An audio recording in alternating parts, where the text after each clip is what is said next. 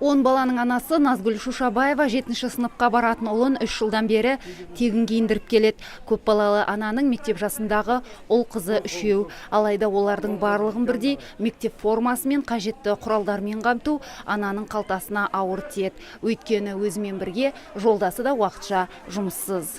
Былайша біз киіндіретін болсақ, 30-40 мың ақша кетеді бізге. Жаңағы осы жеңілдігіне Макарам Абдукаримовке бізге осындай спонсор жасап атқанына біз рахметімізді айтамыз. Көп алғысымыз, көп шексіз. Мектеп қабырғасында 3 балам оқиды. Негізі біреуі үйде домашний обученияда, инвалид балам бар үйде оқитын.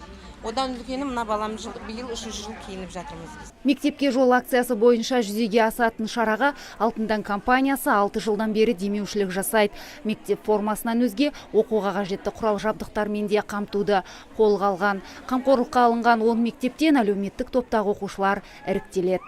Ол кісінің сайлау округінде, облыстық сайлау округінде 10 мектеп орналасқан. Сол 10 мектептен 10 баладан, 20 баладан, Нұр Отанның берген бір семьясы бар 5 бала. Сол 5 баланы қосып 125 бала жыл сайын киім кигізеді. Мектепке дайындық жүргізеді.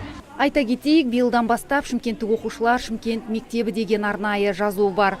Форма киеді. Киімге қатысты аса өзгеріс жоқ, тек бір түсті болуы міндетті. Ардақ Берден, Талғат Қырғызалиев, Абзал Тұрабек, ТВК.